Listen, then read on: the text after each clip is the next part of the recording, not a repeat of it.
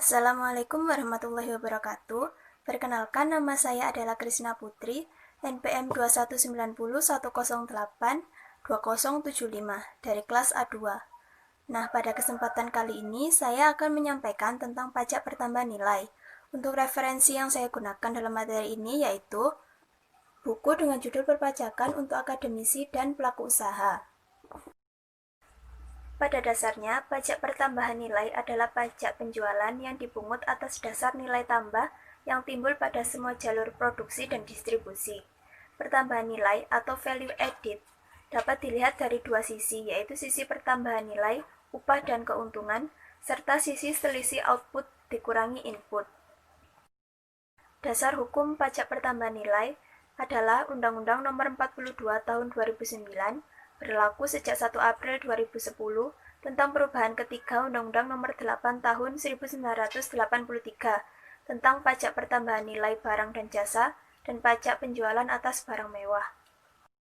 Karakteristik pajak pertambahan nilai yang berbeda dengan pajak yang lain yaitu yang pertama, pajak pertambahan nilai merupakan pajak atas konsumsi, di mana konsumen akhir yang menanggung beban pajak ini. Pajak pertambahan nilai dibebankan pada konsumen atau orang yang membeli barang kena pajak atau jasa kena pajak dan tidak untuk dijual kembali.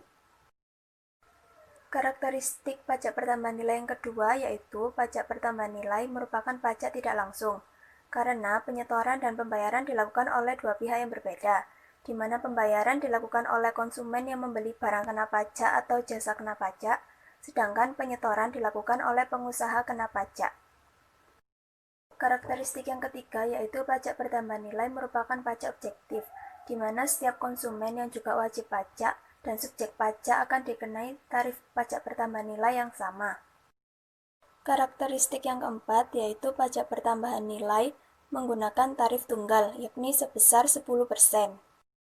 Karakteristik yang kelima, pajak pertambahan nilai adalah pajak atas konsumsi BKP atau JKP di dalam negeri. Pajak ini hanya dikenakan atas konsumsi BKP dan JKP di dalam negeri, seperti misalnya transaksi impor. Karakteristik yang keenam yaitu pajak pertambahan nilai bersifat multi-stage levy. Pajak ini akan dikenakan atau dipungut pada setiap tahap alur produksi dan distribusi, mulai dari pabrik, pedagang besar, grosir, hingga pedagang kecil atau ecer. Multi-stage levy namun non-kumulatif. Pabrik menjual barang kepada pedagang besar seharga Rp1.000.000 dengan pajak keluaran sebesar Rp100.000 dan pajak masukan 0, dan didapat pajak pertambahan nilai sebesar Rp100.000. Selanjutnya, pedagang besar menjual kepada pedagang eceran dengan harga jual Rp1.300.000 dan mendapat pajak masukan Rp100.000 dan pajak keluaran Rp130.000. PPN yang didapat adalah Rp30.000, yakni 10% dari nilai tambah, yaitu 10% dikali Rp300.000. Kemudian, pedagang eceran menjual ke konsumen dengan harga Rp1.500.000 dengan pajak masukan Rp130.000 dan pajak keluaran Rp150.000 dan didapat PPN sebesar Rp20.000. PPN Rp20.000 didapat dari 10% dikali nilai tambah yaitu Rp200.000 dan kemudian konsumen menanggung PPN sebesar Rp150.000 didapat dari 10% dikali Rp1.500.000. Karakteristik yang ketujuh adalah indirect subtraction method. Mekanisme perhitungan pajak pertambahan nilai menggunakan metode pengurangan secara tidak langsung.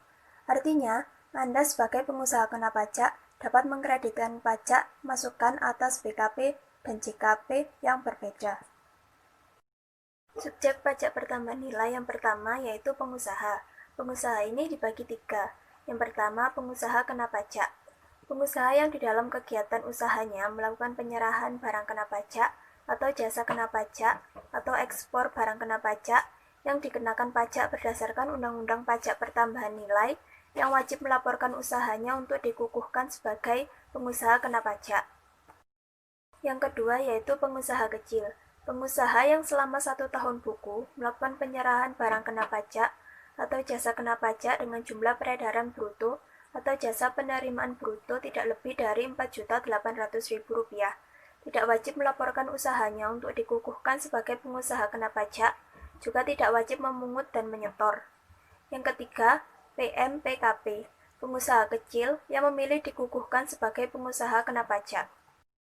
Subjek pajak pertambahan nilai yang kedua adalah pemungut PPN. Beberapa contoh pemungut PPN adalah bendahara pemerintah, badan usaha milik negara, dan kontraktor perjanjian kerjasama pengusahaan pertambangan, minyak, dan gas. Objek pajak pertambahan nilai meliputi yang pertama, Pasal 4 Ayat 1. A. Penyerahan BKP atau JKP di dalam daerah pabean yang dilakukan oleh pengusaha. B. Impor barang kena pajak. C.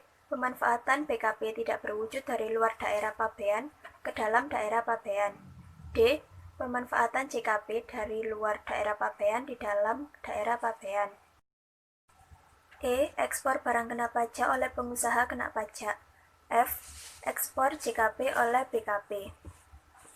Yang kedua, Pasal 16C Undang-Undang Pajak Pertambahan Nilai, yaitu kegiatan pembangunan sendiri yang dilakukan tidak dalam kegiatan usaha atau pekerjaan oleh orang pribadi atau badan. Yang ketiga, Pasal 16D Undang-Undang Pajak Pertambahan Nilai, berisi tentang objek pajak pertambahan nilai, yaitu penyerahan BKP berupa aset yang menurut tujuan semula tidak untuk diperjualbelikan oleh BKP. Pasal 5 PMK nomor 85 atau PMK nomor 3 tahun 2012.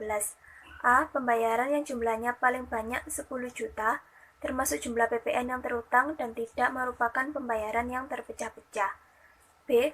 BKP atau JKP yang dibebaskan dari pengenaan PPN. C. Bahan bakar minyak dan bukan minyak oleh PT Pertamina Persero. D. Pembayaran atas rekening telepon. E. Pembayaran atas jasa angkutan udara yang diserahkan oleh perusahaan penerbangan. F. Penyerahan lainnya untuk penyerahan BKP atau JKP tidak dikenai pajak pertambahan nilai dan pajak penjualan barang mewah.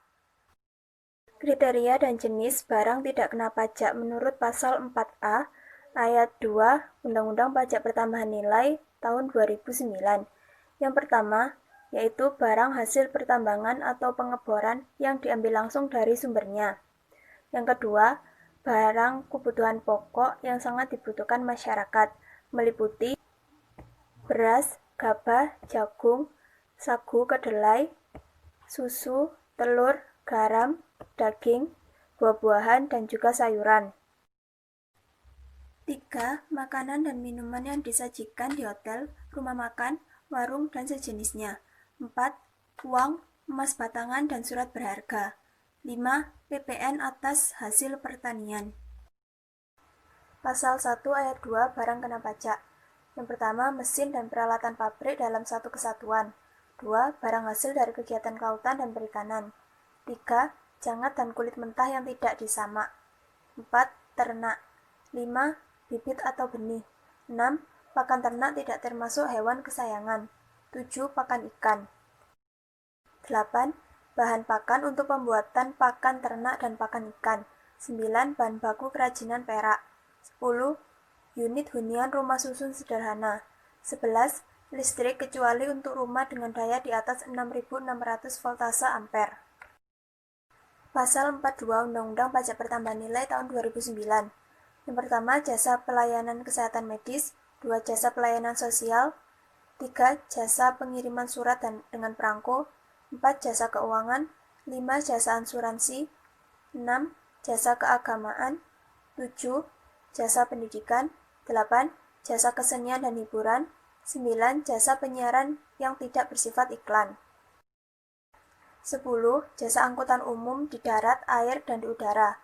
11. Jasa tenaga kerja. 12. Jasa perhotelan. 13. Jasa yang disediakan oleh pemerintah. 14. Jasa penyediaan tempat parkir. 15. Jasa telepon umum menggunakan uang logam. 16. Jasa pengiriman uang dengan wesel pos. 17. Jasa boga atau catering. Dasar pengenaan pajak pertambahan nilai.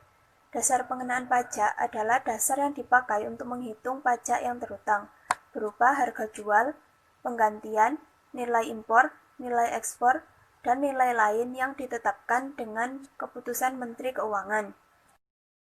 Harga jual adalah nilai berupa uang, termasuk semua biaya yang diminta atau seharusnya diminta oleh penjual karena penyerahan barang kena pajak, tidak termasuk PPN yang dipungut menurut Undang-Undang PPN dan potongan harga yang dicantumkan dalam faktur pajak. Penggantian adalah nilai berupa uang termasuk semua biaya yang diminta atau seharusnya diminta oleh pemberi jasa karena penyerahan jasa kena pajak, tidak termasuk PPN yang dipungut menurut Undang-Undang PPN dan potongan harga yang dicantumkan dalam faktur pajak. Nilai impor adalah nilai berupa uang yang menjadi dasar perhitungan bea masuk ditambah pungutan lainnya yang dikenakan pajak berdasarkan ketentuan dalam peraturan perundang-undangan pabean untuk impor BKP, tidak termasuk PPN yang dipungut menurut Undang-Undang Pajak Pertambahan Nilai. Nilai ekspor adalah nilai berupa uang termasuk semua biaya yang diminta atau seharusnya diminta oleh eksportir. Nilai lain adalah suatu jumlah yang ditetapkan sebagai dasar pengenaan pajak dengan keputusan Menteri Keuangan. Beberapa contoh nilai lain yang ditetapkan sebagai DPP. Yang pertama, pemakaian sendiri PKP atau JKP adalah harga jual atau penggantian setelah dikurangi laba kotor. 2. Pemberian cuma-cuma BKP atau JKP adalah harga jual atau penggantian setelah dikurangi laba kotor. Yang ketiga, kendaraan bermotor bekas adalah 10% dari harga jual. 4. Penyerahan jasa biro perjalanan atau pariwisata adalah 10% dari jumlah tagihan. 5. Jasa pengiriman paket adalah 10% dari jumlah tagihan. 6. Jasa anjak piutang 5% dari jumlah seluruh imbalan yang diterima. Beberapa macam tarif PPN. Yang pertama, tarif PPN 10% merupakan tarif dasar dari pajak pertambahan nilai. Yang kedua, tarif PPN sebesar 0% yang diterapkan pada ekspor BKP berwujud dan tidak berwujud dan ekspor jasa kena pajak. Yang ketiga, tarif pajak 10% bisa berubah menjadi paling rendah yaitu 5% dan paling tinggi 15%. Contoh soal pajak pertambahan nilai. Toko ABC menjual kulkas sebanyak 20 kulkas dengan harga satuannya sebesar 6 juta. Jawabannya yaitu total DPP atas penjualan 20 kulkas sama dengan 20 kali 6 juta didapatkan hasil 120 juta. Untuk PPN dikenakan tarif 10% dikali 120 juta sama dengan 12 juta.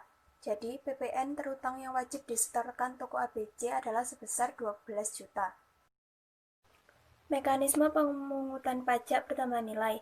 Yang pertama, menggunakan faktur pajak.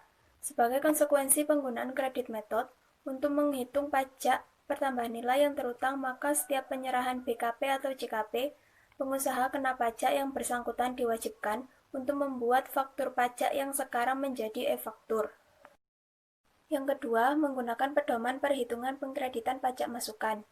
Pengusaha kena pajak sebagaimana dimaksud dalam pasal 2 dapat menggunakan pedoman perhitungan pengkreditan pajak masukan apabila memenuhi syarat 1.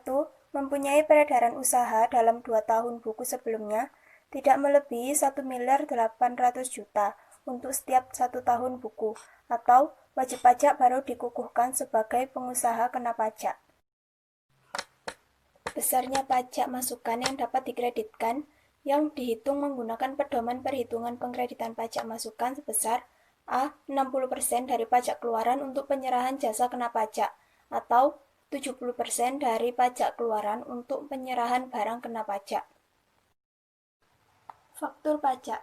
Faktur pajak adalah bukti pungutan pajak yang dibuat oleh pengusaha kena pajak yang melakukan penyerahan barang kena pajak atau jasa kena pajak.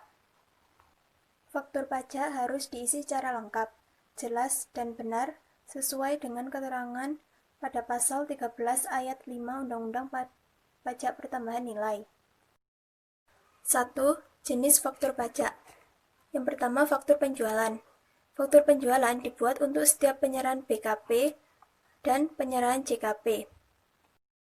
Yang kedua adalah faktur pajak gabungan, yaitu faktur pajak yang meliputi seluruh penyerahan yang dilakukan kepada pembeli barang kena pajak atau penerima jasa kena pajak yang sama selama 1 bulan kalender.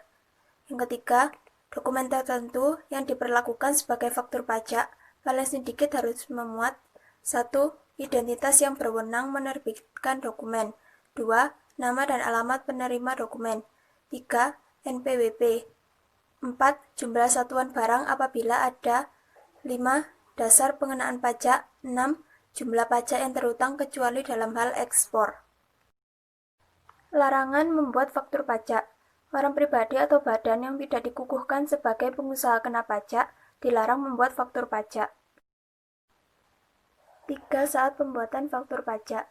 Faktur pajak harus dibuat paling lambat A. Pada akhir bulan berikutnya setelah bulan terjadinya penyerahan BKP atau JKP. B. Pada saat penerimaan pembayaran.